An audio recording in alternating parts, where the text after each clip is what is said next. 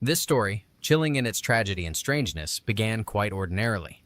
In 2008, at a basketball game, Romekia Sims met James Lee. He was working as a security guard at the event. A few exchanged glances, a casual conversation, and so their acquaintance began. The following days were filled with dates and conversations, and soon, romantic feelings blossomed between the young couple, growing into a serious relationship. They both lived in Clinton, a small town with a population of just over 40,000 in Maryland. However, the couple's life was not without its clouds. By the end of 2010, when Romekia discovered she was pregnant, their financial situation left much to be desired. Romekia was still living with her mother, Vantasha Sims, while James shared a modest apartment with a friend. Despite these daily struggles and instability, the news of an impending child brought them joy and hope for the future. They were full of enthusiasm for this new stage in life, though they were aware of the challenges ahead. In August 2011, a long-awaited event occurred in Romekia and James's lives. Their son, G. Lee, was born. The boy, referred to in some sources as Giri or G. became the center of his parents' universe from birth. He was described as an extremely active and energetic child who loved to play and spend time with his family. He grew quickly, filling their home with laughter and movement. By 2013, positive changes were on the horizon for the young family. James managed to rent a small two-bedroom apartment in La Plata, also in Maryland. This event was an important milestone. Romekia, James, and little Giere could finally live together, under one roof, as a complete family unit. At that time, Giere was only 2 years old. He was very close to his older cousin, who became his best friend. The boys would spend hours playing together, whether it was soccer or video games, sharing the joys of childhood. The family was very happy in their new home. Romekia, besides caring for her son, hadn't given up on her ambitions.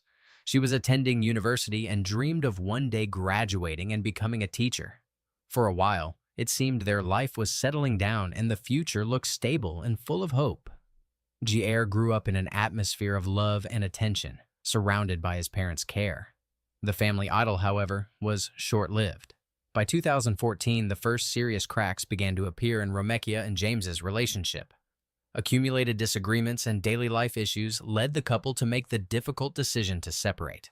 Despite the breakup, they tried to maintain a civil relationship, primarily for the sake of their young son, Giere. After the separation, Romekia and Giere continued to live in the same apartment in La Plata that James had previously rented. She simply had nowhere else to go. James, in turn, moved back in with his friend, but continued to provide financial support to Romekia, helping cover expenses for their son whenever possible. For some time, Romekia worked as a sales associate in a store and continued her studies at university, not abandoning her dream of a teaching career. However, her life soon began to unravel. Romekia lost her job, which was a serious blow and further worsened her already precarious financial situation. Paying bills became increasingly difficult. Desperation grew as James's help, though regular, was not enough to cover all her needs, her own and her son's. It was during this difficult period, amidst personal struggles and financial hardship, that something in Romekia's mind seemingly snapped. She began to experience the first alarming symptoms of a mental disorder. Romekia started hearing voices that no one else could hear. Along with the voices came an all-consuming paranoia. She constantly felt that someone was watching her, that she was being followed. This was the beginning of her descent into a frightening world where reality was distorted by illness. Over time, Romekia's mental state deteriorated rapidly. The paranoia became more pronounced and the auditory hallucinations grew more intrusive and terrifying. She lived in constant fear, convinced that she and her son were in mortal danger. These fears manifested in panicked calls to her loved ones. On numerous occasions, Romekia would call her mother, Vantasha Sims, in a state of extreme agitation, claiming to see armed men trying to break into her apartment to kill her. Vantasha, overcome with anxiety for her daughter and grandson, would rush to her each time. However, upon arrival, she invariably found that there was no threat. The apartment was quiet, and no one was at the door. These were not isolated incidents. Romekia also called her stepfather with similar claims. Armed men were allegedly trying to break down her door. And again, when her stepfather arrived, he found no signs of danger. She would often hear the doorbell ring, but when she opened the door, no one was there. Remekia's family was seriously concerned about her condition. They even requested and reviewed security camera footage from around her apartment building, hoping to find some explanation for her fears or to identify the supposed stalkers. However, the cameras recorded nothing suspicious. It became evident that these threats existed only in Romekia's tormented imagination. By February 2015, the situation reached a breaking point. One day, Romekia called James. She was in a panic, speaking incoherently and claiming that someone was inside her apartment trying to harm her. James, concerned by her state, said he couldn't leave work immediately but promised to contact her mother. He kept his word and called Vantasha. Vantasha once again rushed to her daughter. Upon entering the apartment, she, as before, found nothing unusual. No signs of a break-in, no strangers. Only Romekia and little Giere were in the apartment. However, this time, Romekia's behavior was even stranger and more alarming than ever before. She seemed completely disoriented, withdrawn, and, most frighteningly, barely recognized her own mother, as if seeing her for the first time. Vantasha realized that her daughter was seriously ill and needed immediate help. Realizing the gravity of the situation, Vantasha Sims didn't hesitate. She decided to take Romekia to the hospital immediately. At the medical facility, after a series of examinations and tests, doctors confirmed Vantasha's worst fears. Romekia was diagnosed with paranoid schizophrenia and accompanying depression. This was devastating news, but it at least provided an explanation for her strange and frightening behavior. Romekia was prescribed medication intended to manage the symptoms of her illness and restore her ability to perceive reality adequately. Her doctors emphasized that only regular medication would help control the hallucinations and prevent further deterioration of her condition. After this, Romekia was discharged from the hospital. Vantasha understood perfectly well that her daughter needed constant care and supervision, especially in the initial stages of treatment. Moreover, Romekia was unemployed and barely making ends meet, and now she faced regular expenses for costly medications. Weighing all the circumstances, Vantasha invited Romekia and Giere to move in with her. At that time, Vantasha herself did not have a permanent home and was staying at a roadside hotel called the Deluxe in La Plata. The conditions there were far from ideal, but it seemed the best option in the złożona sytuacji. However, living together did not bring peace to their relationship. Soon after Romekia moved in, frequent and heated arguments began between her and her mother. Hotel neighbors later reported often hearing loud shouts coming from their room.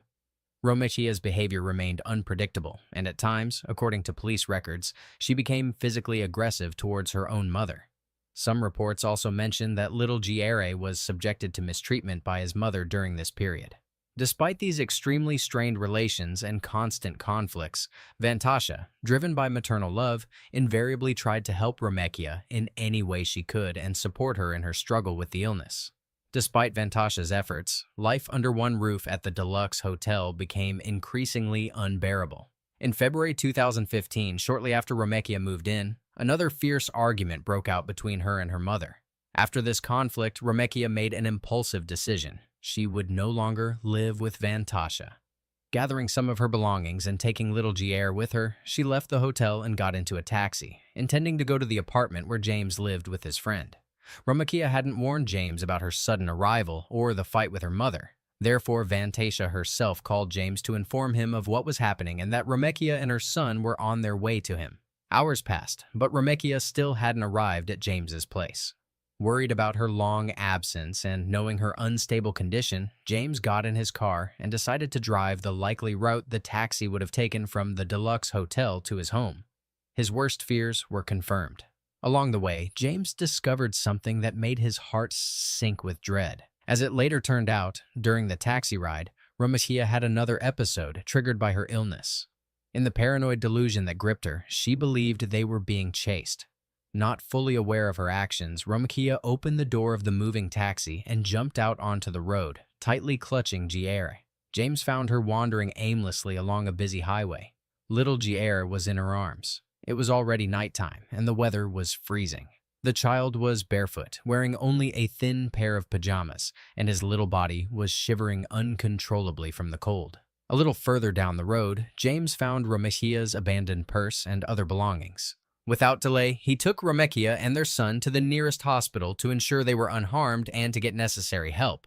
At the hospital, Romekia once again received medical attention and was given medication to manage her schizophrenia symptoms. It was also confirmed that she hadn't been taking her prescribed medication for a long time, which had led to this dangerous episode. This incident was the last straw for James. He finally realized that Romakia's mental state posed a serious threat not only to herself, but, most terrifyingly, to their young son. In March 2015, firmly resolved to protect Jair from the instability caused by his mother's illness, James Lee filed for full custody of his son. In his petition, he stated that Romakia was mentally unfit to provide proper care and safety for the child. The court hearing on this matter took place in May 2015. During the hearing, James presented evidence, including the facts of Romakia's 2 previous hospitalizations, which occurred while Jair was with her. However, to his profound disappointment and despair, the judge, in his opinion, did not take his concerns seriously enough. Despite all the arguments presented, the judge ruled that both James and Romakia were fit to care for Jair. As a result, James had no choice but to agree to a shared custody arrangement. Jair would spend 1 week with his father and the next with his mother. Despite the court's decision on shared custody and the clear need for constant medical supervision, the tragic chain of events continued its relentless progression. On May 18, 2015, just a few days after the court hearing, Romakia Sims once again independently stopped taking her prescribed antipsychotic medication.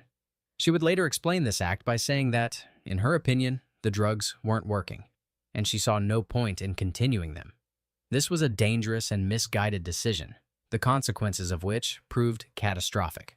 Her mother, Vantasha, did not immediately notice that her daughter had stopped taking her medication, perhaps due to their ongoing strained relationship, or because Romakia concealed this fact.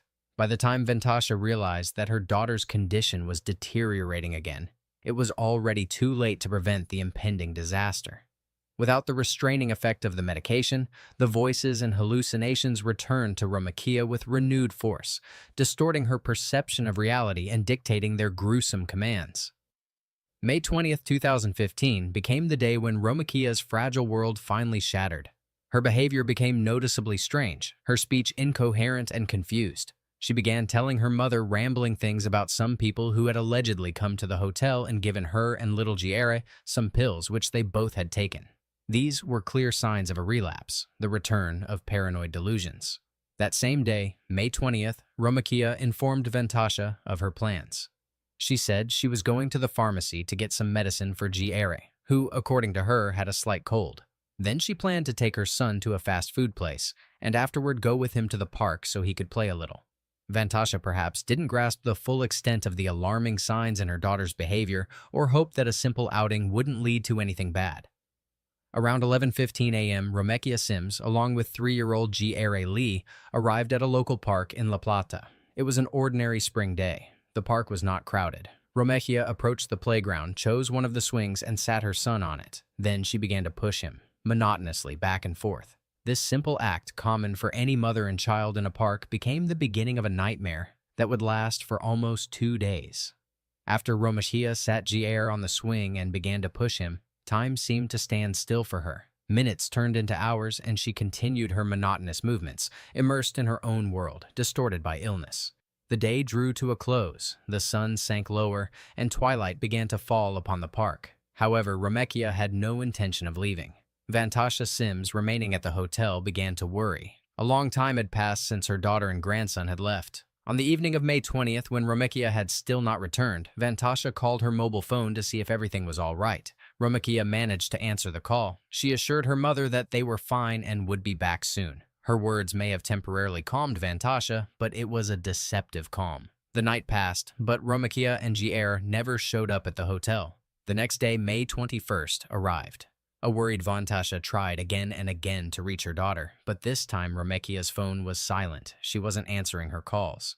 Vantasha's anxiety grew with each passing hour. Realizing something was wrong, she contacted James Lee, Jair's father, to inform him of the situation and her concerns. James himself was already beginning to worry. According to their shared custody agreement, he was supposed to pick up Jair for the upcoming weekend, starting that very week. He too had been trying to contact Romakia to arrange a time and place to meet, but all his calls went unanswered. The last time he had spoken to her, she had promised to bring Jair to him. Now, she had disappeared and was not responding to any communication. Learning from Vantasha that Remekia hadn't spent the night at the hotel and her whereabouts were unknown, James became even more worried. Neither of them, Vantasha nor James, could have imagined what a terrible tragedy was unfolding at that very moment in the quiet park of La Plata. The next day, Friday, May 22nd, arrived. On this day, a local resident, a man who regularly walked through this park, noticed something very strange and disturbing. He saw a woman with a child on the swings, but the thing was, he had seen the same woman and the same child in the same spot the day before, and even the day before that, on May 20th. This meant that Remekia and Giere had been in the park on the swings for 2 days straight. The man found this extremely unusual and suspicious. To see the same scene, a woman monotonously pushing a child on a swing for such a long time, was abnormal. Concerned by what he saw and sensing something was wrong, he decided not to ignore it and called the police to report the situation and ask them to check if the woman and child were okay. Upon receiving the report from the concerned passerby, police officers immediately went to the La Plata Park to investigate the situation. When the officers arrived at the scene, they saw exactly the picture the caller had described. A woman, Remekia Sims, was by the children's swings and continued to mechanically push her young son, Giere. She seemed oblivious to her surroundings, completely absorbed in this action. The weather on that day, May 22nd, was cold. The air temperature had dropped below 50 degrees Fahrenheit, which is about 10 degrees Celsius, and a piercing cold was palpable, especially for a small child who had been outdoors for so long. As the officers approached, their attention was immediately drawn to the boy's condition. 3-year-old Giere sat on the swing completely still. His little body was cold to the touch and showed no signs of life. With an experienced eye, the police officers quickly realized they were dealing with a tragedy. The little boy was dead. This horrific discovery shocked even seasoned law enforcement officers. Remekia, apparently, had continued to push her son's lifeless body for many hours, if not longer, after his death. When the officers began to gently question Remekia about what had happened, her explanations were frightening and indicated the depth of her mental disorder. She said she heard voices. These voices, according to her, gave her clear instructions. She had to keep pushing Giere on the swing and under no circumstances stop. The voices instilled in her that if she stopped pushing her son or tried to take him off the swing herself, something terrible would happen, some unspecified but dreadful catastrophe. Remekia claimed the voices told her to wait until someone else came and took Giere off the swing. Obeying these intrusive hallucinations, she spent almost 2 days in the park without food, without sleep, relentlessly carrying out the gruesome command that sounded only in her head. She pushed her son until a random passerby interrupted this nightmarish ritual by calling the police. For Giere, it was already too late. The news of little Giere's tragic death and the circumstances surrounding it struck his father, James Lee, and grandmother, Vantasha Sims, like a devastating blow. They were overcome with grief. James was haunted by the relentless, tormenting thought. If only the judge back in May had listened to his concerns and granted him full custody of his son, this terrible tragedy could have been avoided. This, if only, weighed heavily on his heart, exacerbating an already unbearable pain of loss. Giere Lee's body was sent for a forensic medical examination. The autopsy results confirmed what was already evident given the circumstances. The boy died from hypothermia and dehydration. 2 days spent on a swing in cold weather, without food or water, under the care of a mother unaware of reality, had been fatal for him. Immediately after the discovery of the tragedy, Remekia Sims was taken from the park and transported to a hospital for a psychiatric evaluation. It was necessary to assess her condition and determine her awareness of her actions. The story of a mother who pushed her dead son on a swing for 2 days quickly spread through the media, causing widespread public attention and outcry. People were shocked and couldn't believe such a thing could happen. The case was described as one of the most heartbreaking and bizarre in recent criminal history. Little Giere, who was only 3 years old, was buried a few days later. The farewell ceremony was attended by a small circle of grief-stricken family and friends. Remekia Sims remained under medical supervision in the hospital until her trial began. Her trial took place in February 2016. She faced serious charges. During the court hearing, Remekia pleaded guilty to involuntary manslaughter of her son. However, the key point of the trial was the consideration of her mental state at the time of the crime. A forensic psychiatrist who had evaluated Romekia testified in court. He confirmed that at the time of the tragedy, she was suffering from a severe form of paranoid schizophrenia. The expert stated that due to her illness, Romekia was not aware of her actions and could not fully comprehend their consequences when she kept her son on the swing for 2 days. Her perception of reality was distorted by her illness. Considering the expert's opinion and all the circumstances of the case, the judge ruled that Romekia Sims could not be held fully criminally responsible for Jier's death due to her mental condition. She was not found guilty in the sense that a sane person committing a crime would be. As a result, Romekia was not sent to prison. The judge ordered her release, but under very strict conditions. She was mandated to continue psychiatric treatment and to take all prescribed medications regularly. Failure to comply with these conditions could result in her being immediately rehospitalized or sent to a secure psychiatric facility. Additionally, the court imposed strict restrictions on Romekia's interactions with children. She was prohibited from being near any child without adult supervision. Regular medical evaluations were also mandated to monitor her medication adherence and overall mental state. The trial concluded, but the story of Romekia Sims and her little son Jier Lee left a deep and painful scar. For Romekia, life after the tragedy turned into a relentless struggle with her illness and the awareness of what she had done. According to some sources, she regularly visits her son's grave. These visits are filled with grief and remorse. She brings Jier toys, the very ones he loved to play with, and sings him songs, trying somehow to make up for the love and care he didn't receive in his last terrible hours. The pain of losing her son and the realization that her actions, albeit committed in a state of insanity, led to his death, will haunt her for the rest of her days. The case of Romekia and Jier became a tragic and frightening reminder of the destructive power of untreated mental illness.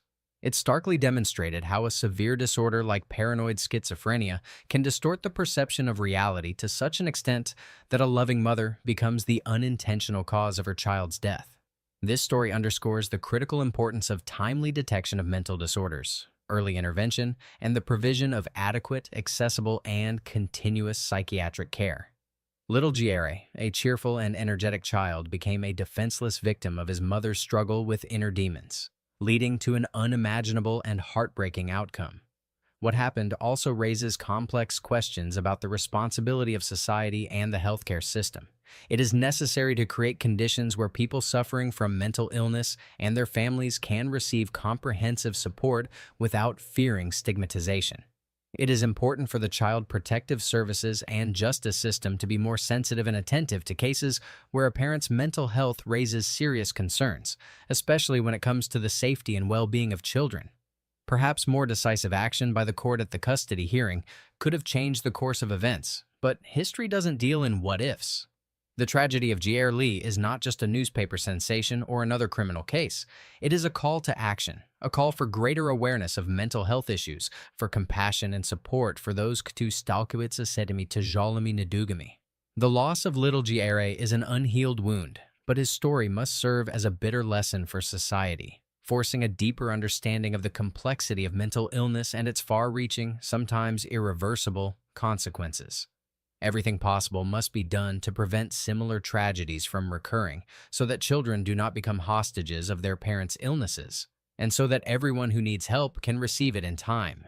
The story of Romekia Sims and her son Jier Lee is a profoundly tragic narrative, exposing many complex and painful aspects. It touches on themes of love and despair, the fragility of the human psyche and the destructive power of illness, societal responsibility, and the imperfections in support systems. The case of Romekia Sims and little Jier Lee remains a grim testament to the irreparable consequences that can result from the combination of severe mental illness and the lack of timely, comprehensive help.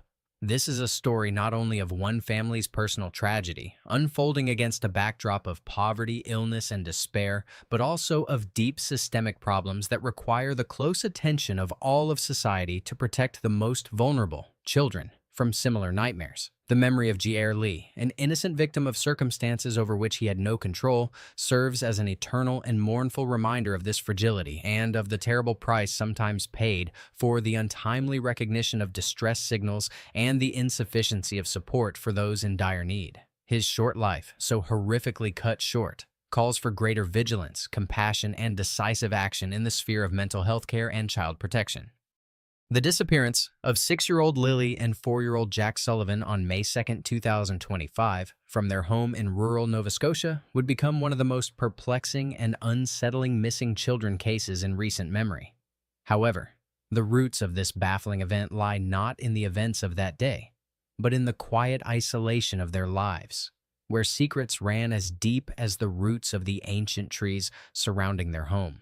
Lily and Jack were children who existed between two worlds. Their mother, Malhia Brooks Murray, was a young woman belonging to the Sipnakatic First Nation, the largest Mi'kmaq community in Nova Scotia.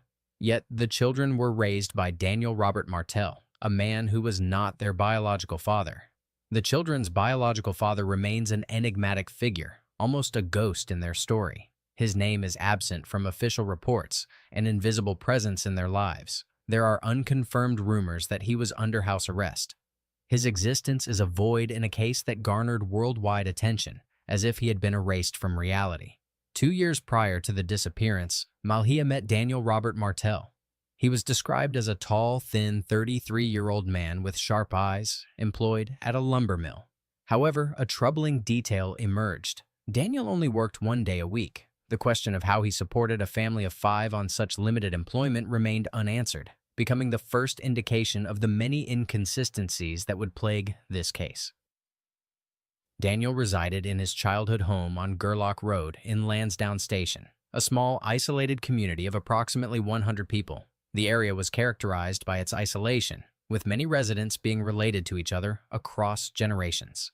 The nearest town was a 15-minute drive away, and the area lacked cell phone service, accessible only by dirt roads winding through dense woods. On the same property was his mother's dilapidated trailer, home to numerous cats and a dog. This created an atmosphere of neglect, a chilling backdrop for the events that were to unfold. In May 2023, Malhia made a life-altering decision. She moved in with Daniel, bringing Lily, Jack, and her newborn daughter Meadow. This was a significant move for a Mi'kmaq woman, leaving her traditional community for an isolated white area where she would be the only native person for miles. The reasons behind this decision, which involved severing ties with her family and community, remained shrouded in mystery, hidden behind a veil of unspoken events. Lily and Jack began attending Salt Springs Elementary School, a small rural school with a student body of 86 children. Their bus driver, Brian Ward, remembered them vividly. Lily always occupied the front right seat, known for her loud, excited screams, which prompted Ward to repeatedly tell her to stop. He described her as somewhat of a drama queen. In contrast, Jack was a talkative child who would resort to throwing his boots at the driver to get his attention. This behavior presented a stark contradiction to the parents' claims that both children had undiagnosed autism and communication difficulties. The parents' statements about their children's communication abilities were themselves conflicting. The mother described them as very talkative, saying, "They'll talk you to death." Conversely, the aunt on the biological father's side asserted that the children don't talk at all.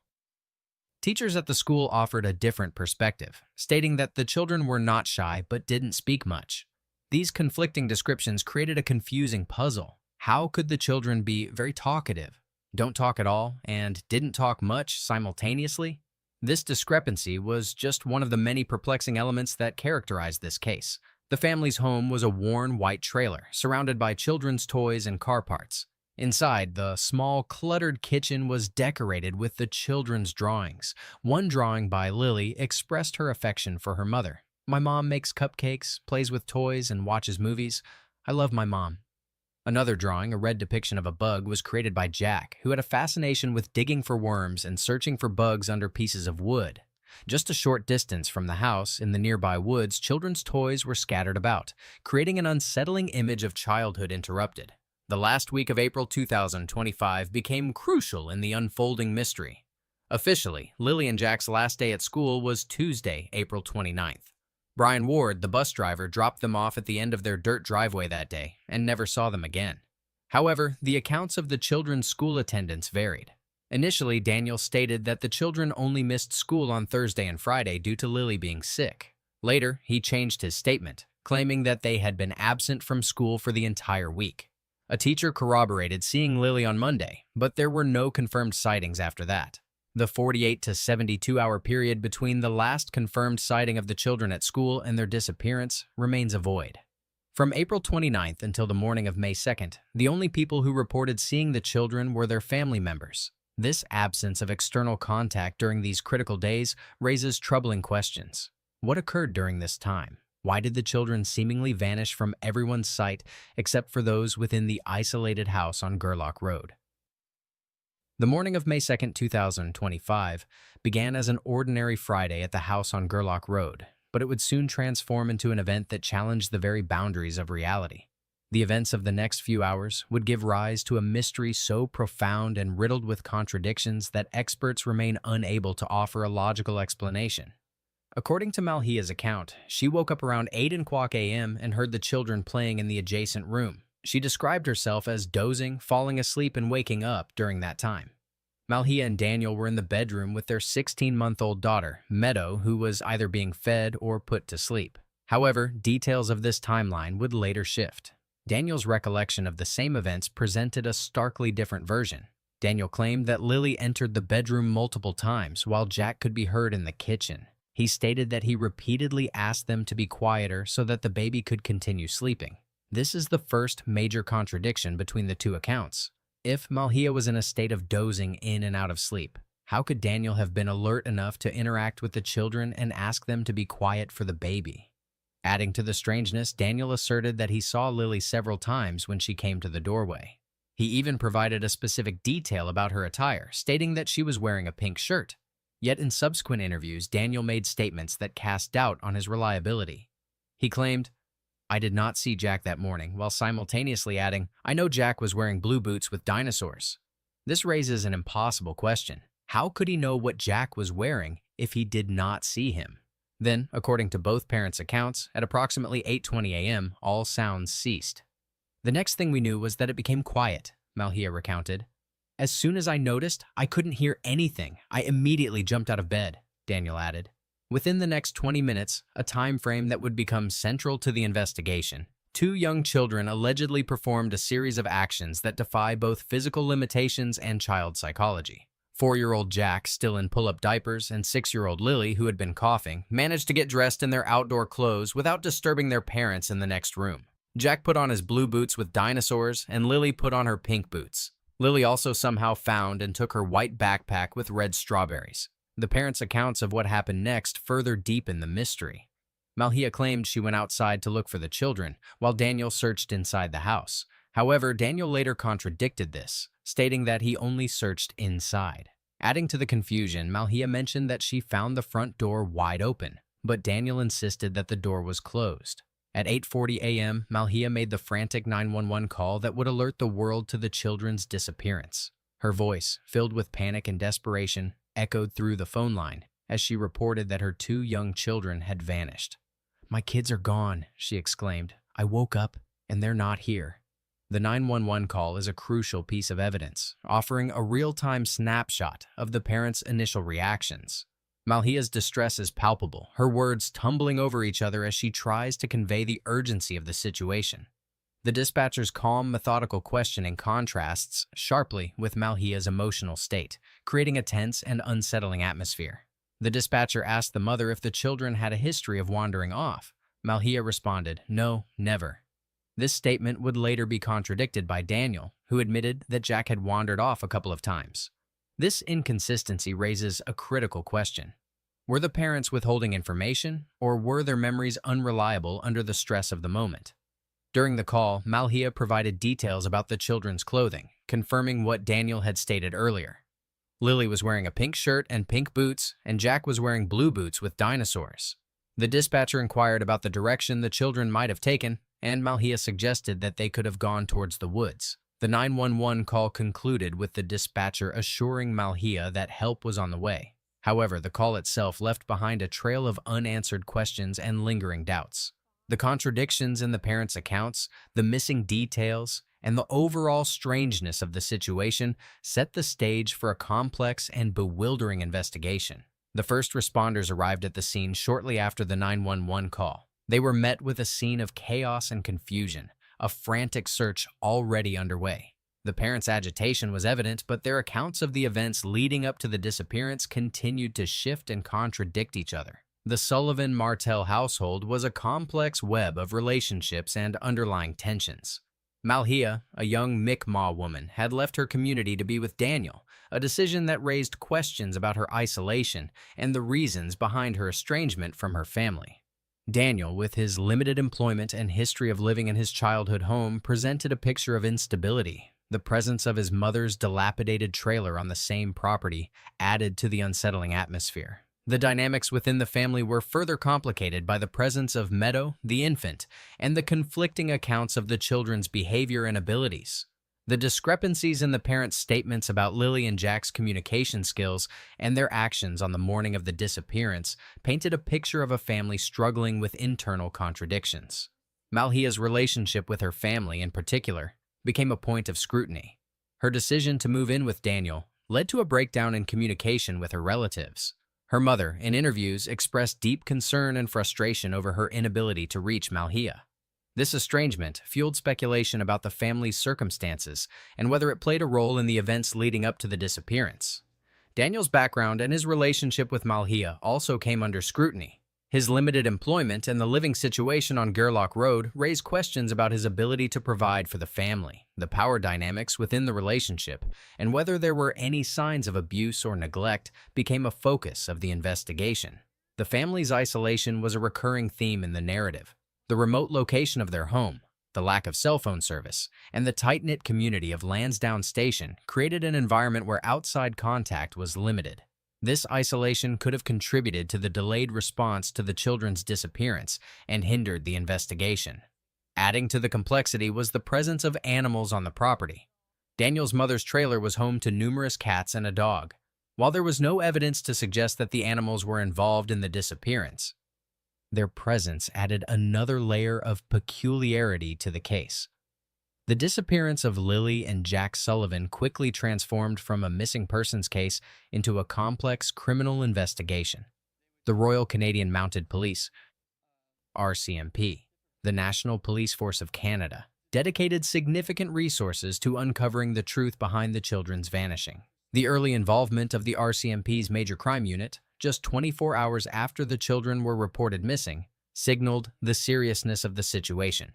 In typical missing children cases, homicide detectives are not usually involved so quickly unless there are strong indications of foul play. The RCMP's decision to bring in the Major Crime Unit raised troubling questions about the circumstances surrounding Lily and Jack's disappearance. As Staff Sergeant Curtis Mackinnon explained, the RCMP follows a methodical approach in missing person cases, considering all possibilities and evidence. This includes assessing any suspicious elements that may suggest criminal involvement. By May 8th, the RCMP Command Center, which had been the hub of the search and rescue operation, was abruptly dismantled. The only remnants were yellow warning tape, portable toilets, and tire tracks. This sudden change underscored the shift from a search and rescue mission to a criminal investigation. Investigators focused their attention on Daniel Martell, the children's stepfather. They arrived at his home to collect electronic devices, seeking to establish a precise timeline of events. Earlier that day, an RCMP helicopter had conducted an aerial survey of the property. Daniel underwent extensive questioning at the RCMP station in Stellarton, where detectives meticulously reviewed his account of the morning of the disappearance. He claimed to have provided investigators with every detail, including bank statements and Google Maps data. The police seized Daniel's phone and analyzed his banking transactions and GPS data. They also sought technological data to identify other phones that might have been present on the property, suggesting they were exploring the possibility of other individuals being involved. In a dramatic turn, Daniel unexpectedly requested a polygraph test. He stated that he wanted to clear his name, particularly from accusations made by Malhia's side of the family. The RCMP declined to confirm whether the test would be administered, citing the need to protect the integrity of the investigation. The physical search for Lily and Jack was an immense undertaking, involving over 160 searchers daily who meticulously combed the dense woods surrounding the family's home. The search area covered 5.5 square kilometers of challenging terrain. Searchers faced nightmarish conditions, navigating through debris and fallen trees, often having to climb over or crawl under obstacles. The search coincided with peak tick season in Nova Scotia, exposing searchers to the risk of Lyme disease and other tick-borne illnesses. Amy Hansen, one of the search managers, acknowledged the dangers, mentioning the presence of fresh bear tracks in the woods. The landscape itself posed a significant challenge. Hurricane Fiona had caused extensive damage a couple of years prior, leaving a tangled mess of trees that made it difficult for search teams to move through the area. Despite these obstacles, searchers persevered, meticulously covering waterways and any other possible locations where the children might be found. The search teams employed a variety of techniques, including hasty tasking, where an initial quick search was followed by a more in-depth sweep of the same area. They also expanded their efforts to cover previously unexplored areas. Helicopters and drones equipped with thermal imaging cameras scanned the ground from above, while search dogs attempted to pick up any scent trails. Despite the extensive search, the only significant discovery in the first 4 days was what appeared to be a child's footprint. This finding led to an expanded search in the vicinity, fueling hope that the children had indeed entered the woods. However, the potential footprint ultimately led nowhere, and searchers were left with no physical evidence to track. The search also yielded unsettling discoveries. Searchers found a pink blanket, shirts, and a water bottle in the woods near the house. When shown photos of these items, Daniel stated that they did not belong to Lily or Jack. The presence of these unidentified children's items in an area where no other children lived raised disturbing questions about who might have left them there and when. The most unsettling aspect of the search was the complete absence of any trace of the children. Lily's white backpack with red strawberries, which Daniel claimed should have been easily visible, was nowhere to be found. Jack's blue boots with dinosaurs, Lily's pink boots, and Jack's pull-up diapers were also missing. Glenn Brown, a retired RCMP dog handler with 26 years of experience, expressed his disbelief at the lack of any tracks or signs of the children. He found it hard to comprehend how 2 young children could vanish without leaving any evidence behind, especially given the extensive search area. As the search continued, Daniel's behavior and language became increasingly strange. He described his own heroic efforts in the search, claiming to have run through waist-deep water and screamed until his throat hurt. Yet in interviews, he appeared clean and calm, showing no signs of the physical exertion he described. The language used by both parents raised concerns. Just 24 hours after the children disappeared, Malhia used the word sorrow, which is typically associated with grief for the dead, rather than expressing hope for their return. Daniel also began speaking about the children in the past tense, as if they were no longer alive. He described them in the context of kidnapping, explaining how easily they could be taken. Daniel's choice of words continued to raise eyebrows. Instead of referring to the children by name, he often used the word something. For example, he said, "I really hope they find something," which struck investigators as odd. Parents typically search for their children, while investigators search for evidence or something. Similarly, Daniel's use of the word truth instead of kids was disturbing. He stated, "A positive outcome that brings the kids home. That's the main goal here. It's just to find the truth."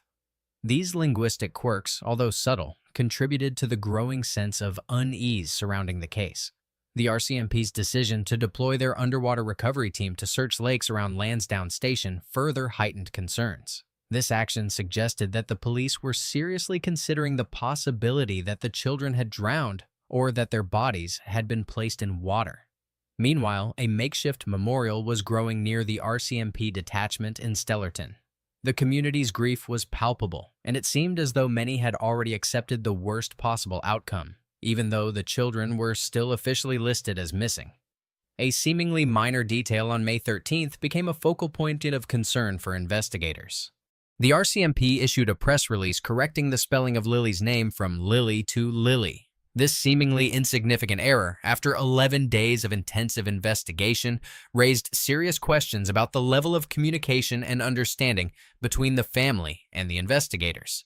As the investigation dragged on, the online world became a hotbed of speculation and rumor-mongering. The intensity of the online activity prompted Canadian lawyers to issue warnings about the legal ramifications of spreading unverified information, highlighting the potential for civil lawsuits under Nova Scotia's Cyber Protection Act. Despite the passage of time, the community of Lansdowne Station remained haunted by the children's absence. The bus driver, Brian Ward, continued his daily route, passing by the empty white trailer on Gerlach Road. The children on the bus would often ask if there was any news, their innocent inquiries serving as a constant reminder of the unresolved mystery. Inside the house, the children's drawings still adorned the kitchen walls, frozen in time as ghostly reminders of a life interrupted. The scattered toys in the woods nearby created a surreal and unsettling scene, a playground abandoned mid-play. The prevailing theory among investigators was that the children had wandered off into the dense woods. However, experts raised serious doubts about this explanation, pointing out that children of that age rarely venture so far from home and the complete lack of any traces was statistically improbable. Daniel Martel publicly supported the idea that the children had been kidnapped, even calling for an expansion of the search to include provincial borders and airports. However, the police maintained that there was no evidence of abduction and did not issue an Amber Alert. Other theories, such as the possibility that the children had fallen into water or suffered some other accident, were considered but failed to fully explain the circumstances of their disappearance. The most disturbing theory, whispered in online forums and hinted at by experts, was that someone within the family was responsible for the children's deaths. The early involvement of the major crime unit, the parents' strange behavior, and the numerous contradictions in their accounts lent credence to this grim possibility. As time passed, the case of Lily and Jack Sullivan defied all conventional understanding of missing children investigations. Experts described it as never seen before and statistically impossible, highlighting the numerous anomalies and contradictions that made it so perplexing. In the face of these baffling circumstances, Staff Sergeant Curtis Mackinnon reiterated the RCMP's commitment to finding answers. Yet the truth remained elusive, seemingly buried deep within the contradictions and inconsistencies that shrouded the case.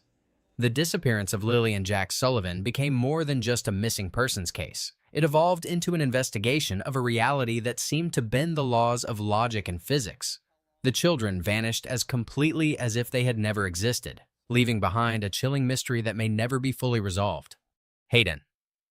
Catherine Mancuso, affectionately called Caden, was born on October 15, 2010 in Trenton, New Jersey. Her long blonde hair, like sunbeams, her life-sparkling eyes, and a smile that seemed capable of melting ice and illuminating the darkest room, made her the living embodiment of childhood innocence and joy. Many parents see their children as something truly exceptional, but Caden, by the unanimous opinion of all who knew her, truly was special. She possessed a rare gift for drawing people to her. Everyone she met wanted to be her best friend. The story of Caden's family began in the summer of 2009 on the picturesque Jersey Shore. It was there that her mother, Catherine Giglio, first met Jeffrey Mancuso. At first glance, he gave the impression of a charming, witty, and charismatic man, a successful entrepreneur who owned his own staffing agency. However, as Catherine was to learn cope with bitterness, this outward charm was merely a carefully constructed mask concealing a dark and troubled nature. From the outset, their relationship wasn't geared towards a serious union. For both, it was more of a fleeting affair, not involving deep commitments. When Catherine discovered she was pregnant, they made the pragmatic decision to live together for the sake of the future child. Nevertheless, even under the same roof, they slept in separate rooms. This was not a union based on love, but rather a forced attempt to create an outward appearance of a complete family. Jeffrey Mancuso grew up in a typical New Jersey suburb. According to his sister Allison, he was a perfectly ordinary child until his parents divorced. He was only 3 years old at the time, and this event apparently left a deep scar on his young soul. By high school, something in him had broken. Behavioral problems began. Fights with classmates, a blatant incident where he struck a teacher, which inevitably led to his expulsion from school. Later, a car accident added a traumatic brain injury to his problems. "I always told Mom something was wrong with him," Allison recalled Kof with pain. After that accident, he was never the same. The emotional part of his personality seemed to have vanished, atrophied. Alcohol became his constant and faithful companion, exacerbating existing problems. Despite all these difficulties, Jeffrey managed to graduate from Towson University with a degree in business, and even founded his own personnel consulting firm, creating an illusion of success. However, his personal life was marred by outbreaks of violence. Catherine's pregnancy, instead of being a period of joyful anticipation, turned into a time of escalating aggression from Jeffrey. One incident was particularly indicative. He pushed her forcefully, and she fell from a chair. But the worst, as it turned out, was yet to come. In one moment of uncontrolled rage, he began to strangle her, and Catherine physically felt the chilling approach of death. I remember the only time in my life I truly felt I was about to die was when I was in his hands, in his death grip, she later shared, recalling this nightmare. Caden's birth seemed to bring temporary and much-needed relief. Jeffrey, at first glance, literally adored his little daughter. Early family photographs captured moments that could be mistaken for expressions of sincere paternal love. Here he is tenderly holding the baby in his arms. Here they are together enjoying a sunny day at the beach. Here they are traveling to magical Disneyland, where Caden, dressed as Princess Elsa, poses Kof with delight in front of the fairy tale castle. On Halloween, Jeffrey dressed up as a muscular superhero in a blue suit, and Caden, in her children's costume Kof with charmingly disheveled hair, stood beside him. In those brief days, he still seemed like a loving father. She always said how much she loved him, Jeffrey's sister Allison recalled. She thought he was so tall and strong, a real protector. But this facade of family happiness was fragile and short-lived. Despite the outward appearance of family well-being and moments of paternal tenderness, the dark side of Jeffrey's personality continued to grow steadily, undermining the foundations of their fragile world. The turning point, which finally exposed his true nature, was an incident that occurred on New Year's Eve 2012 in a bar in South Philadelphia. Later, Jeffrey, Kof with chilling composure and no hint of remorse, told a psychiatrist how he had bitten off part of a 52-year-old man's ear in a fight. Catherine, who witnessed or participated in this horrifying display of aggression, recalled, "He grabbed me, and in response, I bit his ear and bit off the top part." It was at that moment, faced Kof with such savagery, that Catherine realized her patience had run out, that things could not go on like this. The very next Monday, full of determination, she packed their few belongings into a rented U-Haul truck. "We're getting the hell out of here," she firmly told herself, closing the door on that chapter of her life. In 2014, fate brought Catherine together Kof with Brian Sherlock, a man destined to immediately and unconditionally occupy an important place in her heart and life. "It was almost love at first sight, definitely for both of us," Brian warmly recalled their first meeting. By that time, Brian already had 2 sons from previous relationships, Kyler and Blake. Both boys were younger than Caden, and one of them was still an infant. The children surprisingly quickly found common ground and immediately became a real family to each other. Caden, Kof with her kind heart, turned into a caring and attentive older sister, gladly helping to look after the baby and enthusiastically playing Kof with her new brothers. Brian, in turn, became much more to Caden than just a stepfather.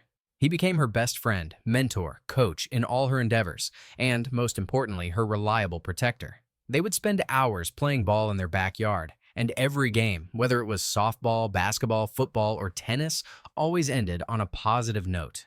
"We didn't want to end on a bad throw or an unsuccessful hit," Brian said. "We always aimed to end on a good note, to maintain a positive attitude for the next day." In 2016, Catherine and Brian officially registered their relationship by getting married. Caden, in a fluffy white flower girl dress, was a true adornment to the ceremony, her face glowing Kof with genuine happiness. The family finally found completeness. Loving parents, friendly brothers, a home filled Kof with children's laughter, warmth, and coziness. It was in this atmosphere of love and support that Caden's bright and multifaceted personality truly blossomed. She successfully participated in beauty pageants, showcasing her natural grace and charm. At Edgewood Elementary School, located in the Pennsbury district, she was a straight-A student, impressing teachers Kof with her abilities. On the softball field, playing for the Pennsbury Gems team for children under 10, she held her own against older girls and showed amazing athletic results. In gymnastics, her innate plasticity and gracefulness made instructors confidently speak of her brilliant future in this sport. Caden adored everything magical and fairy tale-like: unicorns, mermaids, popular LOL surprise dolls.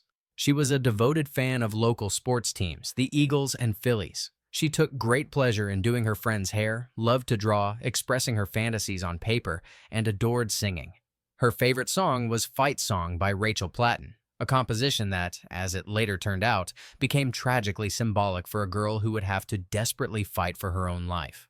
Caden fit perfectly into the large and hospitable Sherlock home and was an indescribable delight Kof with her own small, cozy girl's room. She developed wonderful, trusting relationships Kof with her mother, and she immensely adored her stepfather Brian. who surrounded her Kof with such love, care, and attention as only a true, loving father can give. However, every happy photograph published on social media, every fleeting mention of new family traditions and Caden's joys in her new family only fueled the consuming hatred and jealousy in Jeffrey's soul. His hatred for the fact that Caden was moving forward so successfully, that she was so happy in her new home, drove him crazy. He was completely losing control of himself, his sister Allison stated Kof with bitterness. This poisonous resentment, mixed Kof with a desperate desire to regain lost control, became the destructive force that inexorably pushed Jeffrey towards committing his subsequent monstrous acts. In 2017, driven not by paternal feelings, but rather by vindictiveness and a desire to spite Catherine, Jeffrey decided to strike through the judicial system. He filed an official lawsuit for partial custody of Caden. The true motives for this step, according to Catherine, were far from concern for her daughter's well-being. He wanted custody solely because he believed that the more custody rights he had, the less child support he would have to pay, she explained bluntly. Representing his own interests in court, without the help of a lawyer, Jeffrey turned the court hearings into a real circus, an absurd spectacle during which he shamelessly showered Catherine Kofi with a stream of completely unfounded and false accusations. But even outside the courtroom, he gave her no peace. According to Catherine, he called the police 30 to 40 times, hysterically demanding that they immediately come and take Caden from her. Jeffrey's behavior became increasingly unpredictable and overtly threatening. Evidence emerged of him brutally beating the family dog Kof with his fists in the face in front of little Caden.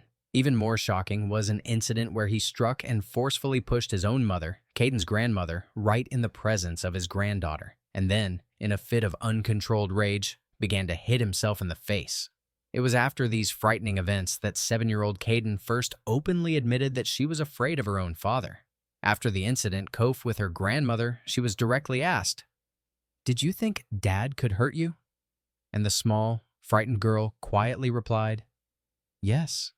She also told adults that her father forced her to rehearse many times what exactly she should say to the judge, how he constantly yelled at her on the phone and even told her that he hated her. The administration of the school where Caden studied was forced to officially ban Jeffrey from appearing on school grounds after he made threatening remarks towards teachers. At one of the football games, he deliberately provoked a fight Kof with Brian, showing up at the game already beaten up after some other drunken brawl.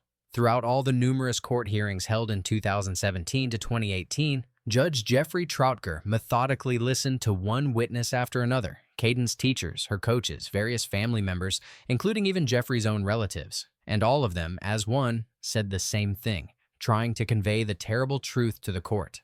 This man is dangerous. Astonishingly, not a single person spoke in court in Jeffrey's defense. No one from his large family could or would stand before the judge and, placing their hand on the Bible, take an oath. He is a wonderful, loving father. He would never, under any circumstances, harm his child. The results of the court-ordered psychiatric evaluation of Jeffrey were devastating and unequivocal. He was diagnosed Kof with major depressive disorder, a severe anxiety disorder, as well as pronounced narcissistic and antisocial personality traits. In addition, experts noted the presence of thoughts of self-harm. The conclusion specifically emphasized that Jeffrey showed absolutely no remorse for his actions and categorically refused to take any responsibility for his destructive behavior. The custody evaluator, who conducted an independent study of the situation, recommended allowing Jeffrey unsupervised visits Kof with his daughter only on the mandatory condition that he undergo a course of psychiatric treatment. However, on May 21, 2018, Judge Troutger issued his final and, as it turned out, fateful decision. Despite all the numerous warnings, alarming signals, and irrefutable evidence of Jeffrey's danger, he granted him the right to unsupervised visits Kof with Caden every weekend, from Saturday morning until 6 o'clock on Sunday evening. Psychiatric treatment, which the expert had strongly recommended as a mandatory condition, was indicated in the judge's decision merely as recommended, but not mandatory. A detailed holiday calendar was even drawn up, scrupulously detailing Kof with which parent Caden would spend Easter, Thanksgiving, Christmas, and other holidays. This meticulously planned and, it would seem, so important schedule was never to be used. After the grueling and emotionally draining court battles, the Sherlock family desperately needed something bright and joyful that could bring a little peace and positivity into their lives. In the summer of 2018, seeking to heal their emotional wounds, they decided to get a puppy. Little clumsy Digger became much more to them than just a pet. He turned into a real healing balm for their wounded hearts. This was a dog chosen specifically for Caden, and she immediately loved him with all her heart. The girl, exhausted by constant fears and anxieties associated with the endless court proceedings, finally began to laugh sincerely and contagiously again, watching with amusement the puppy's clumsy attempts to catch his own wriggly tail. Digger Stupno followed Caden everywhere she went, into the yard, into her cozy room, even to the table during breakfast. They became truly inseparable. For a family that had lived for many months in a state of constant, exhausting tension due to Jeffrey's incessant threats and antics, this tiny, furry creature brought a much-needed sense of peace and tranquility into their home. The days of August 2nd and 3, 2018 became the last truly happy and carefree days in Caden's short life. She spent them on the sunny beach in Ocean City, in the company of her Aunt Allison, Jeffrey's sister, and her paternal grandmother. The next day, after their return, Catherine received a message. They could take Caden to her father for the court-scheduled weekend. The 7-year-old girl's reaction to this news literally pierced her aunt's heart. "No, Daddy will be very angry," Caden whispered with genuine fear in her voice. She sincerely feared that her father would fly into a rage upon learning that his closest relatives had spent time with her without his knowledge and permission. Instead of taking the girl directly to Jeffrey, she was first returned home to her mother. On Saturday morning, August 4th, 2018, Brian Sherlock drove Caden to Manayunk, to the 3-story White House on Wild Street, where Jeffrey lived. The last words Caden said to the man who had become her true, loving father were simple but filled with deep affection. "I love you, Brian." What actually happened in Jeffrey's house between Saturday evening and Sunday morning can only be reconstructed Keopian fragments, based on the few pieces of evidence found at the crime scene and irrefutable physical evidence. The picture that emerges from these fragments chills the blood with its cruelty and premeditation. Jeffrey Mancuso had meticulously planned this weekend as his final monstrous act of revenge. He had purchased a heavy 35-pound, about 16 kilograms dumbbell in advance. He methodically wrote a lengthy 2-page suicide note. He also prepared plastic bags and an iPhone charging cable, details indicating a cold-blooded preparation for murder. On Saturday morning, neighbors saw Jeffrey and Caden walking together to the local grocery store. In the afternoon, they stopped by a popular ice cream parlor. Employees of the establishment later recalled that Caden was unusually quiet and withdrawn, hardly smiled, just sat listlessly and ate her ice cream, while her father talked incessantly on the phone, paying little attention to her. At some undetermined point on Sunday, the situation in the house apparently reached a critical, irreversible point. Caden, despite her young age, acutely realized that she was in mortal danger. The 7-year-old girl instinctively remembered her mother's words spoken to her in case of extreme need. "If you are ever very afraid of Dad, run as fast as you can without looking back." Caden desperately tried to escape. She rushed headlong towards the front door, frantically pulling on her sneakers as she ran, but the ruthless Jeffrey caught her right at the threshold. In his hands was the same 35-pound dumbbell prepared in advance for the massacre. What happened in the next moments was reconstructed by investigators based on forensic evidence. Jeffrey, with inhuman cruelty, repeatedly brought the heavy dumbbell down on the 7-year-old girl's head. Experts counted at least 4 crushing blows, each of which was in itself a fatal force. But the crazed monster did not stop there.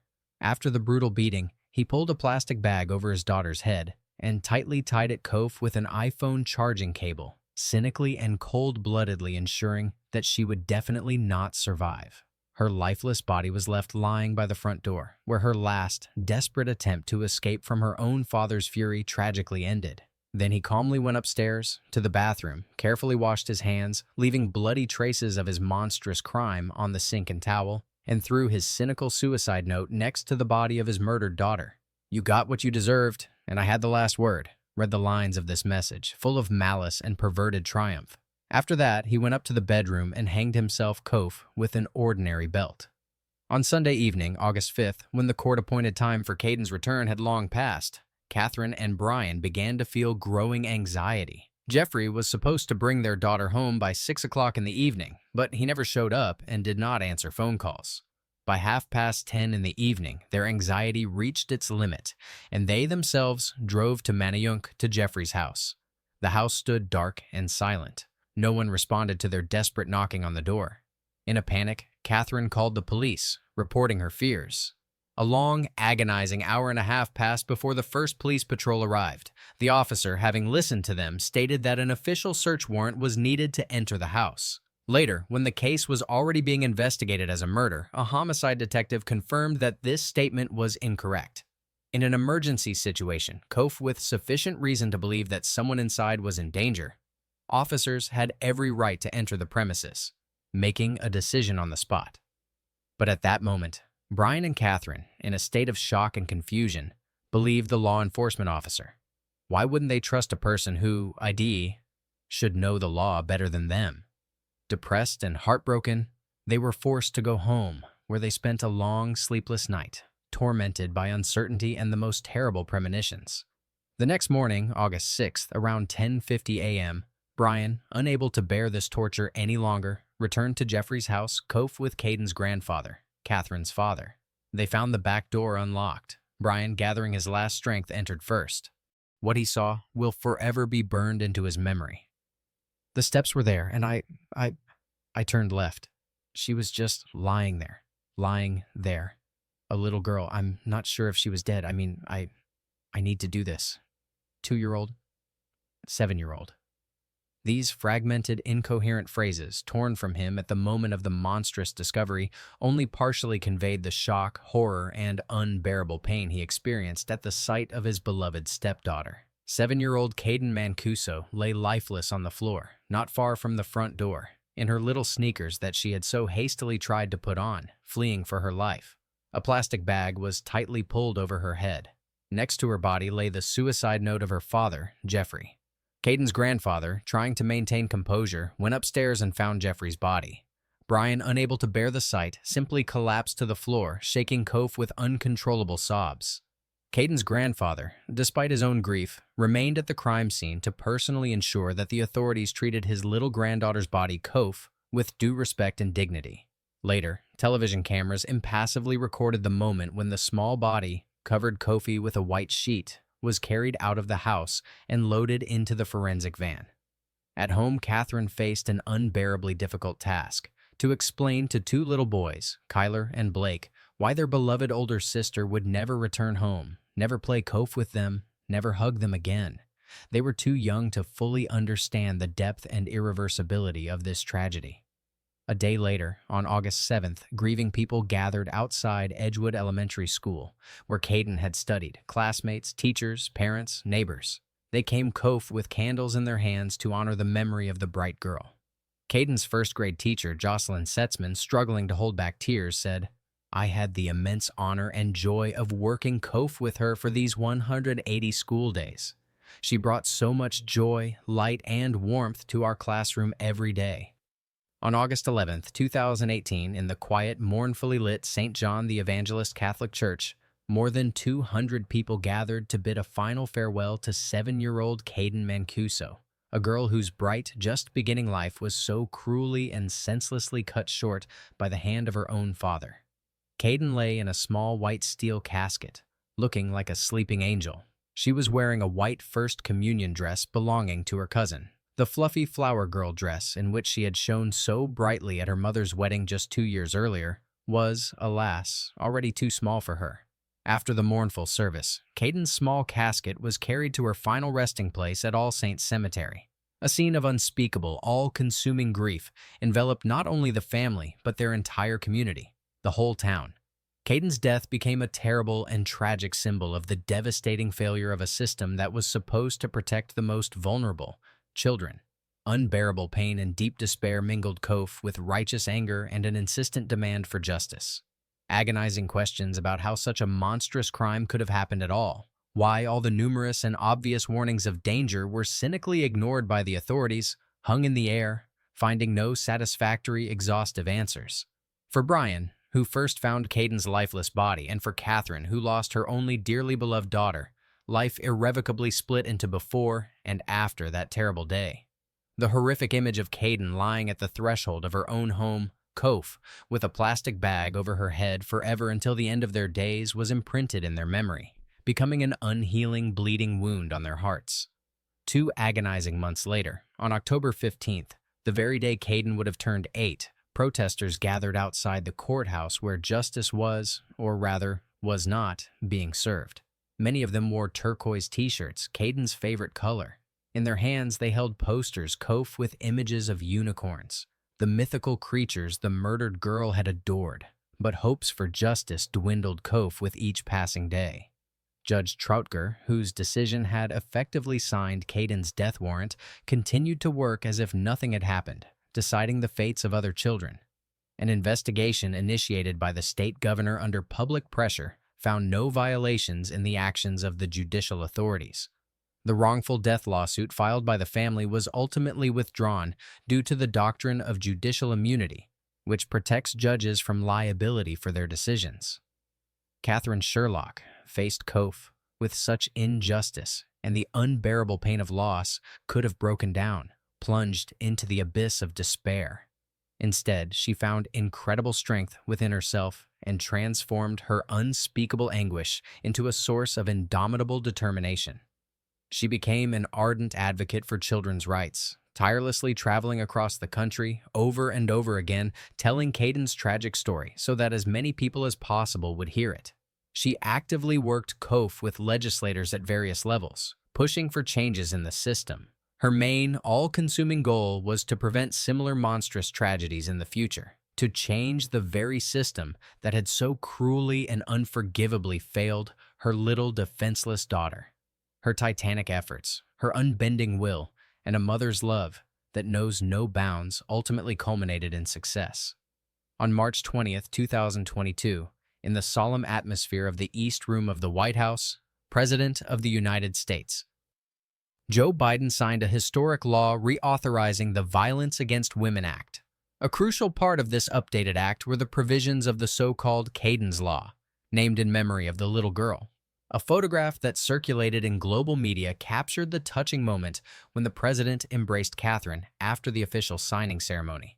The primary, cardinal sin for a man has always been and will always be to raise a hand against a woman or a child, the president said profoundly in his speech. That is what this law has always been and will always be about the unacceptability of abusing power and strength. World-renowned actress and public figure Angelina Jolie, also present at this landmark ceremony, delivered moving and powerful words in memory of countless victims of violence, particularly emphasizing the critical importance of protecting those who find themselves in the most vulnerable and defenseless positions. She specifically mentioned Caden. I am in awe of the parents who, after the murder of their children, have fought to change the law to protect the next child. Parents like Kathy Sherlock, mother of Caden. Even though it means reliving every day the horror, pain, and loss, and remembering how they begged for help to protect their child and were belittled and ignored.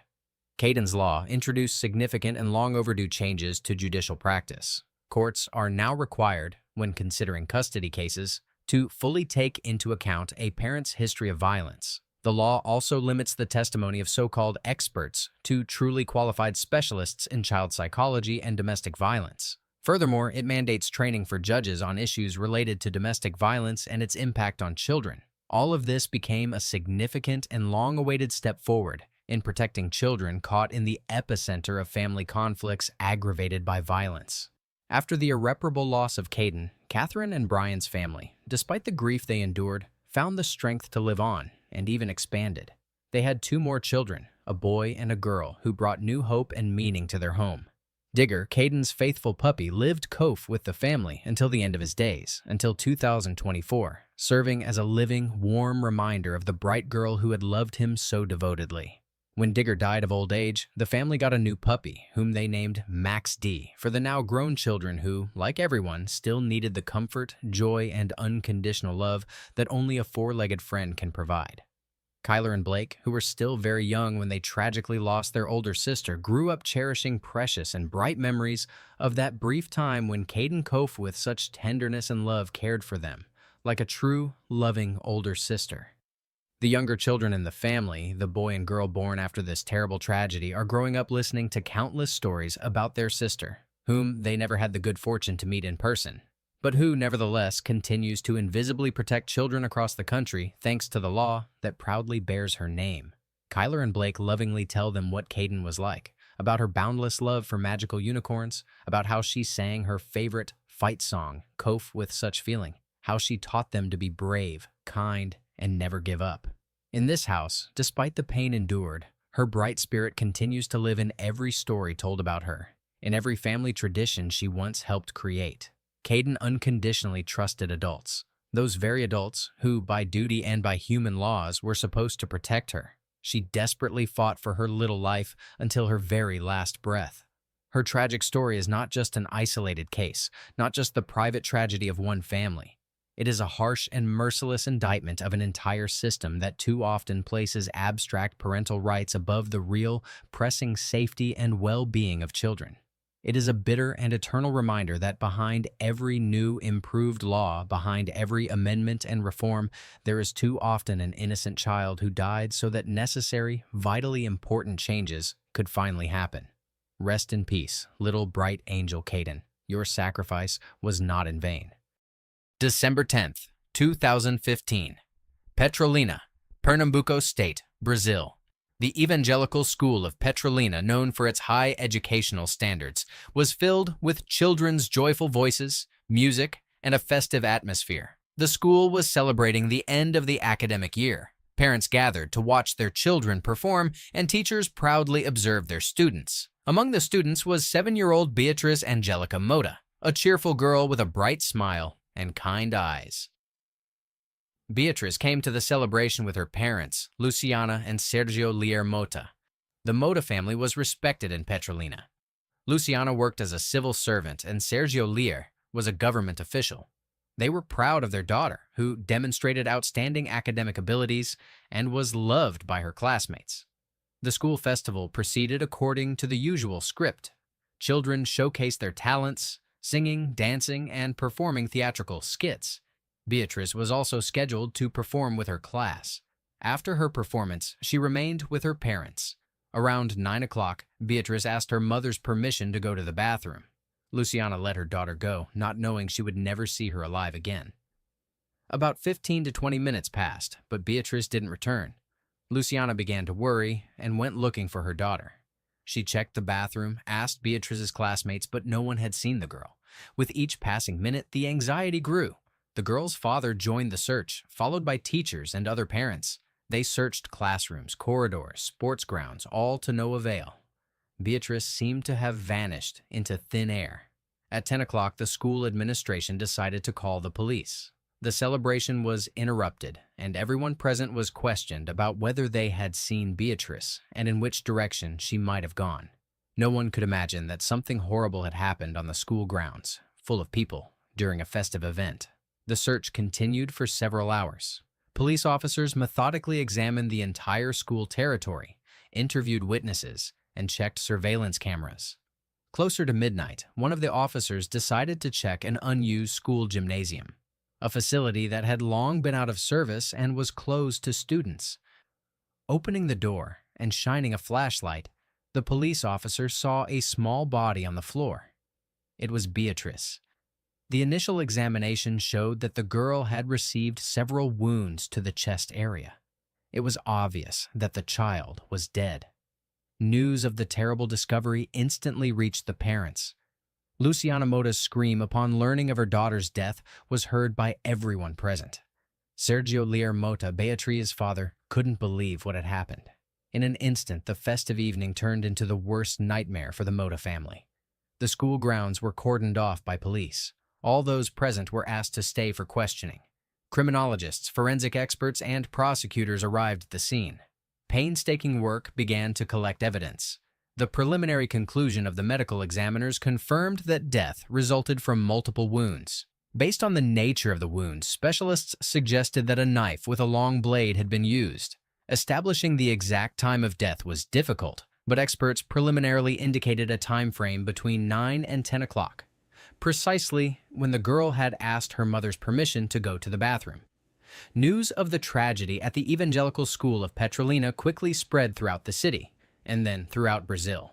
The brutal murder of a child within the walls of an educational institution shocked the public. People couldn't understand how such a thing could happen in a school full of people during a festive event. The school, which should have been a safe place for children, became the scene of a horrific crime. The day after the tragedy, a special investigative team was formed. The investigation was led by an experienced detective from the civil police of Pernambuco State. The investigators faced a difficult task: to find a killer who committed a crime in a crowded school where hundreds of potential witnesses were present. First, everyone who attended the school celebration was questioned: teachers, technical staff, parents, students. Investigators tried to reconstruct the chronology of events, find out who last saw Beatrice, who might have been near the unused gymnasium. Checking surveillance camera footage didn't yield significant results. As it turned out, the cameras didn't cover the area near the unused gymnasium, and there was no surveillance system in the facility itself. This substantially complicated the investigators' work. When examining the crime scene, forensic experts discovered several important clues: blood traces, fingerprints, fabric fibers. However, the main problem was that the crime scene wasn't properly isolated in the first hours after the body's discovery. Many people, police officers, medics, school staff, entered the premises, potentially compromising the integrity of the evidence. Investigators considered several versions of what happened. The first version: the murder was committed by a school employee or one of the parents present at the celebration. The second: an outsider infiltrated the school. The third: the crime was committed by a teenager, possibly a high school student. Each version had its weaknesses, but investigators methodically checked all possible scenarios. Special attention was paid to checking the alibis of all adult men who were at the school that evening. School employees, parents, invited guests were checked. Each had to explain where they were between 9 and 10 o'clock. In parallel, laboratory tests of evidence collected at the crime scene were conducted. However, the process was slow due to bureaucratic delays and limited resources of forensic laboratories in Pernambuco State. The first weeks of the investigation didn't bring significant results. Investigators collected a huge amount of testimony but couldn't track down the killer. The public began to express dissatisfaction with the police work, and the Beatrice family felt that justice was slipping away with each passing day. The shock of losing their beloved daughter was replaced by Luciana and Sergio Lear Mota's determination to achieve justice. They couldn't accept that their child's killer remained free while the investigation stalled. The Mota family began their own struggle, a fight for truth and punishment of the guilty. Luciana Mota, despite deep grief, showed incredible strength of spirit. She began studying case materials, meeting with police officers, prosecutors, and journalists. Sergio Lear supported his wife in all her initiatives. Together, they founded the Justice for Beatrice movement, Justiça por Beatriz, which quickly attracted public attention. Social networks became a powerful tool in their fight. The movement's Facebook page gained thousands of followers in a short time. People from all over Brazil expressed support for the family and demanded that the investigation be accelerated. The hashtag #Justiça por Beatriz became popular in the Brazilian segment of Twitter. Luciana gave interviews to all interested media, appeared on television, and participated in radio programs. She talked about her daughter, about what she was like: kind, smart, curious, and each time called on the authorities to do everything possible to catch the killer. The Mota family organized peaceful demonstrations in Petrolina, drawing attention to the case. Hundreds of people took to the streets with portraits of Beatrice and posters demanding justice. The social movement grew, but the official investigation seemed to be going nowhere. Several months after the tragedy, Luciana and Sergio Lear Mota faced their first serious disappointments. They discovered that many pieces of evidence had been collected with violations of procedural norms. Some potential witnesses hadn't been properly questioned, and versions that the family thought promising didn't receive due attention from investigators. "We realized that if we just wait for results from the police, we'll never know the truth," Luciana said in one interview. "So we decided to fight ourselves. Not for revenge, but for justice. So that Beatrice's memory lives on, so that her death wasn't in vain, so that other children are safe." Their struggle was long and difficult. They faced the indifference of officials, bureaucratic obstacles, and threats. But Beatrice's parents didn't give up. Their Justice for Beatrice movement became a symbol of the fight against injustice and impunity in Brazil. A year after the tragedy, the investigation into Beatriz Moura's murder hadn't progressed. The initial investigative team was disbanded, and the case was transferred to other detectives. New investigators were starting practically from scratch, studying collected materials and trying to find missed clues. The leadership of the Pernambuco police changed, and new approaches, a fresh look at the case, were promised. However, this didn't bring substantial results. Criticism of police work from the public and media grew. Experts pointed to numerous mistakes and omissions in the investigation. One of the main problems was the improper preservation of evidence from the crime scene. Since the place where the body was found wasn't properly isolated in the first hours, many potentially important clues were destroyed or contaminated. This significantly complicated the work of forensic experts and reduced the chances of identifying the criminal by DNA or other physical evidence. Suspects appeared and disappeared. First one, then another person came into the focus of investigators' attention, but each time it turned out there wasn't enough evidence of their involvement. Some suspects had alibis. Others didn't match the criminal profile compiled by criminal psychologists. By December 2017, 2 years after the murder, the investigation had officially reached a dead end. The Pernambuco police admitted they couldn't identify the killer despite all efforts made. The case remained open, but active investigation was effectively suspended. This triggered a new wave of public outrage. The Justice for Beatriz movement, led by the girl's parents, organized a massive protest in Petrolina. Thousands of people took to the streets, demanding the resumption of active investigation and the involvement of federal resources. Luciana Moura, in her speech at the rally, said, "2 years have passed, and my daughter's killer is still free. He may be walking the same streets as we are. He may be seeing our protests and laughing at the police's helplessness, but I promise I won't give up until justice prevails."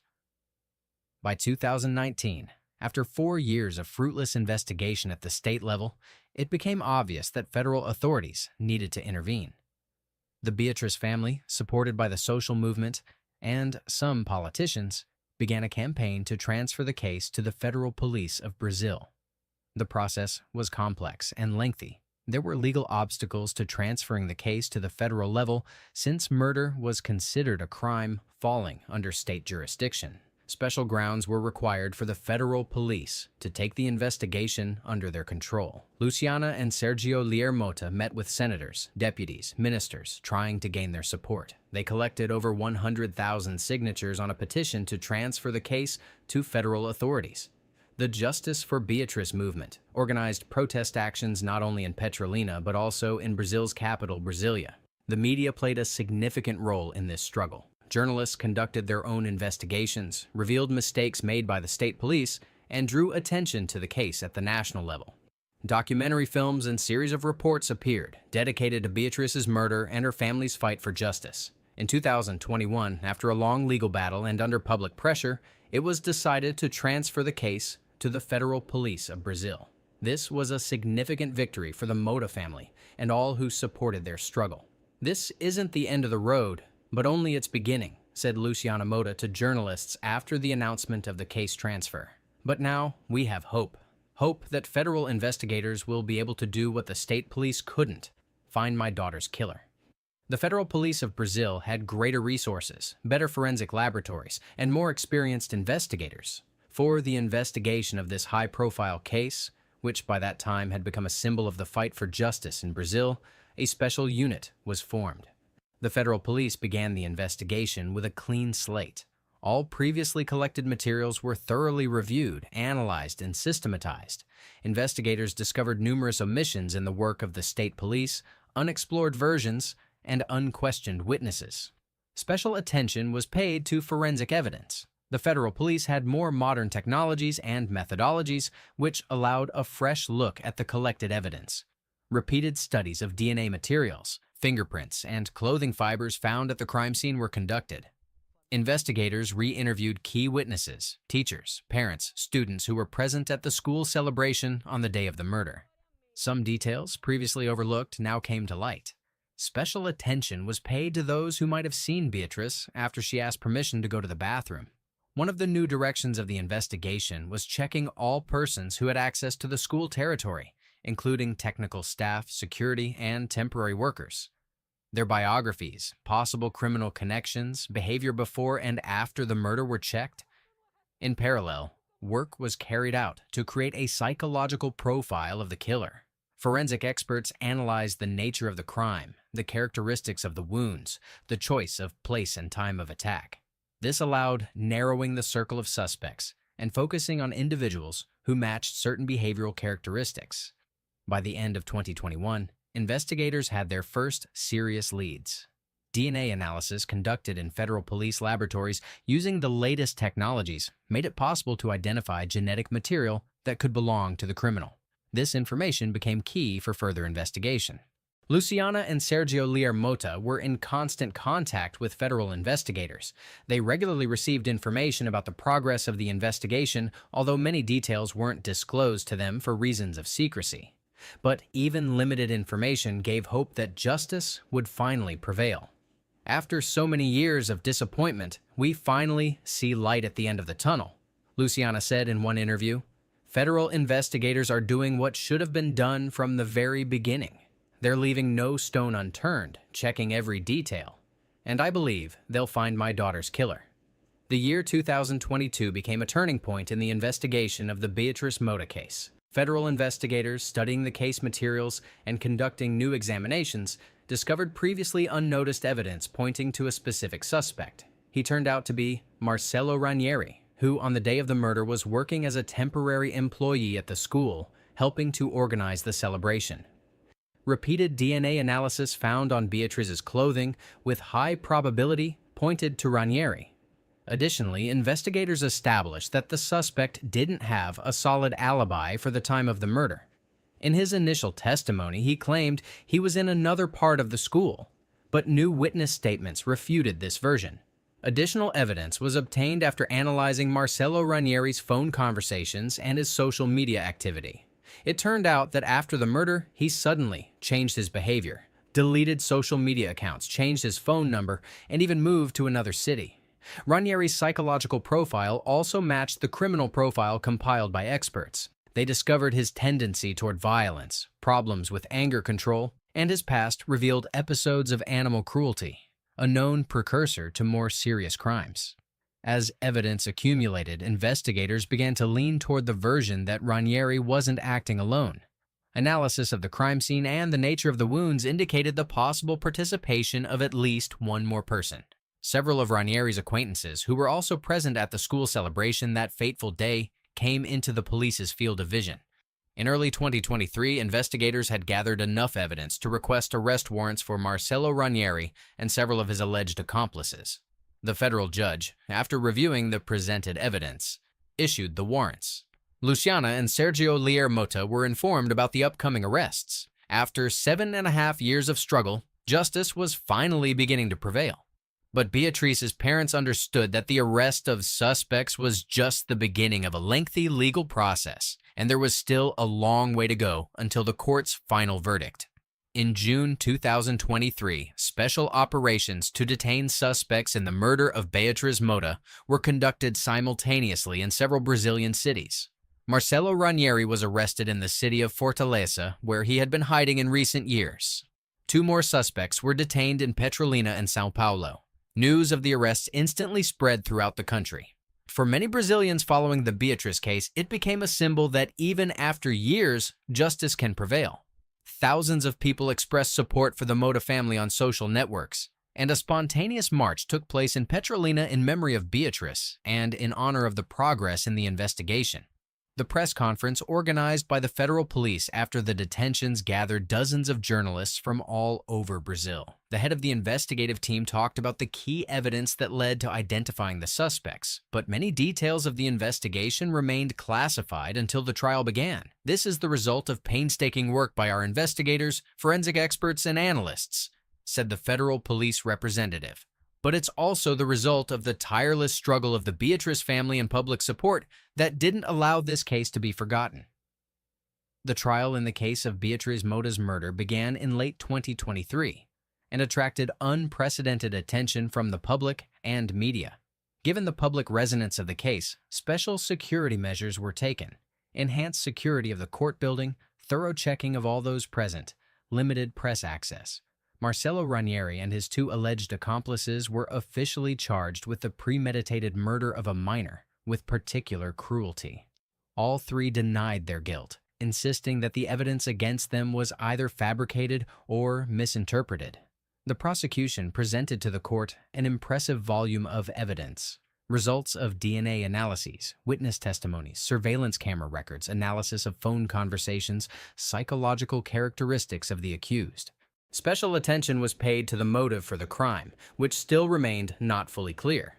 According to the prosecution's version, Ranieri's primary motive was sexual, although the investigation found no signs of violence against Beatrice. It was assumed that the girl accidentally discovered Ranieri in the unused gymnasium when he was engaged in something illegal, and he killed her, so she couldn't tell anyone about it. The defense of the accused was built on undermining trust in the collected evidence. Lawyers pointed to violations in the procedure of collecting evidence at the initial stage of the investigation, to potential contamination of DNA materials, to the unreliability of some witness testimonies. They insisted that their clients had become scapegoats after years of fruitless investigation. During the trial, dozens of witnesses were questioned. Teachers and school employees, parents and students present at the celebration, forensic experts, and psychologists. Some witnesses recalled details that hadn't previously appeared in the case materials, which complicated the work of both the prosecution and the defense. Particularly emotional was Luciana Moda's testimony in court. She talked about her daughter, about what she was like, kind, smart, cheerful. She described the last moments spent with her at the school celebration and shared what the family had gone through over these years, from the grief of loss to the fight for justice. "Today, I speak not only as a mother who lost her daughter," said Luciana, addressing the court. "I speak on behalf of all parents in Brazil who want their children to be safe, who want such a tragedy to never happen again." The trial continued for several months. As it progressed, it became increasingly evident that the evidence against Marcelo Ranieri and his accomplices was very convincing. Particularly important were the results of new DNA analyses conducted using modern technologies that weren't available to investigators at the initial stage of the investigation. The Beatrice Moda case, beyond its immediate legal significance, had a profound impact on Brazilian society and legislation. The tragedy and the subsequent years-long struggle of the family for justice led to a number of important changes in the system of child protection and investigation of crimes against minors. In 2021, even before the arrests of suspects, a law known as the Beatrice Moda Law was passed in Pernambuco state. It toughened penalties for crimes against children and adolescents and established new safety standards for educational institutions. The law prescribed the presence of surveillance cameras in all schools, strict control of access to educational institutions, and special staff training on security issues. The Evangelical School of Petrolina, where the tragedy occurred, underwent significant changes. The unused gymnasium, which became the scene of the murder, was demolished, and a memorial garden in memory of Beatrice was created in its place. The school implemented unprecedented security measures, becoming in this respect a model for other educational institutions in Brazil. Luciana and Sergio Lear Moda established the Beatrice Foundation, which deals with issues of protecting children from violence. The foundation conducts educational programs, provides psychological support to children who have suffered from violence in families, and lobbies for legislative changes at the federal level. "We couldn't protect our daughter," Luciana said in one interview.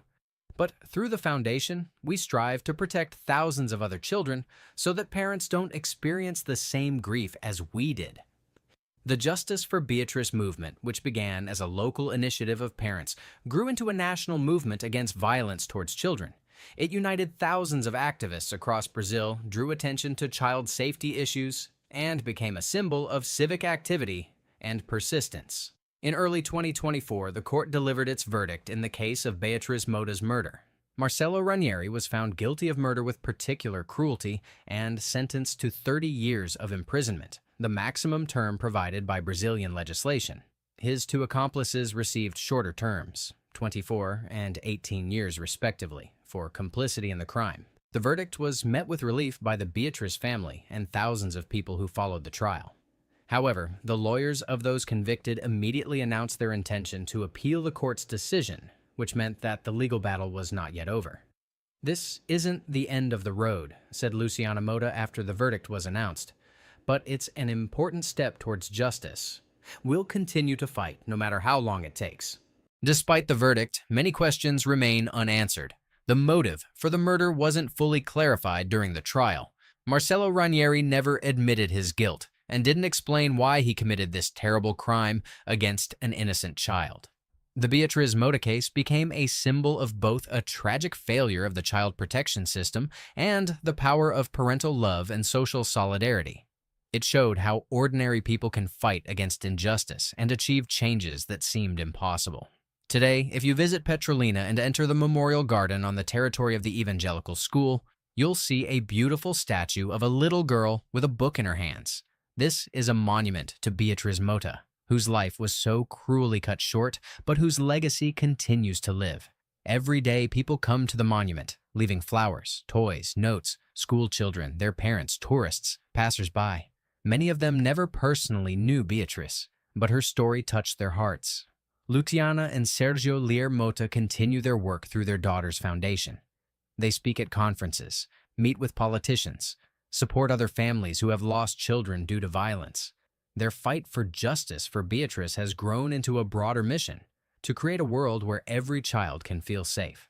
"Sometimes I feel that Beatrice is next to me," Luciana once confessed. "And in these moments, I promise her that I will never stop fighting, not only for her, but for all children who need protection. This is a promise I intend to keep." The story of Beatrice Mota and her family's struggle for justice remains unfinished, but it has already become a powerful reminder that even in the darkest situations, the light of truth can ultimately prevail, and that the memory of an innocent victim can become a catalyst for positive changes in society. The case of Beatrice Mota drew attention not only to a specific crime, but also to broader systemic problems in ensuring children's safety in educational institutions. This case made many reflect on how security is organized in schools, who has access to school territories, and how effective existing mechanisms for protecting children are. One of the main lessons of this tragedy was the understanding of the need for a comprehensive approach to safety in schools.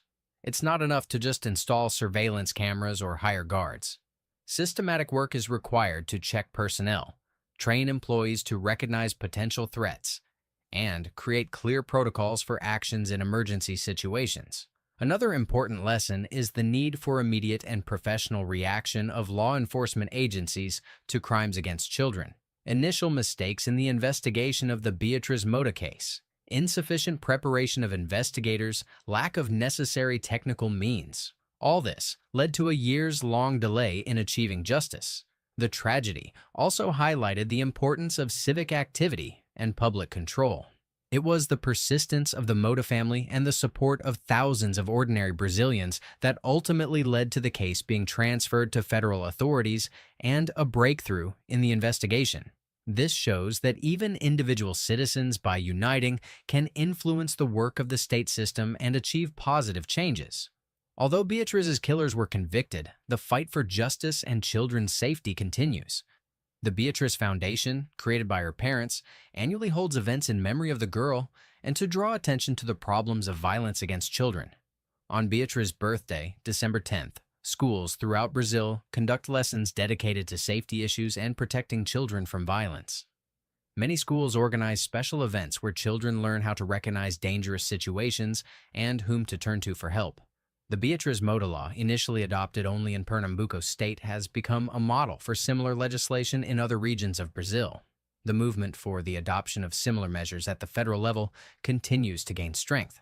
The story of Beatrice Mota and her family's struggle for justice has become an integral part of public consciousness in Brazil. It reminds us that behind every statistic of crimes against children stand real lives, real families, real pain, and that only by joining efforts, parents, schools, law enforcement agencies, society as a whole, can we create a world in which children will be truly protected.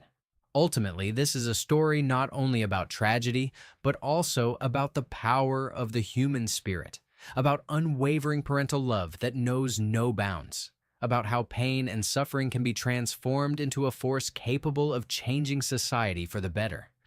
And although Beatrice is no longer with us, her memory continues to live, inspiring thousands of people to fight for a safer world for all children. Perhaps this is the greatest justice that can be achieved in the face of such an irreparable loss,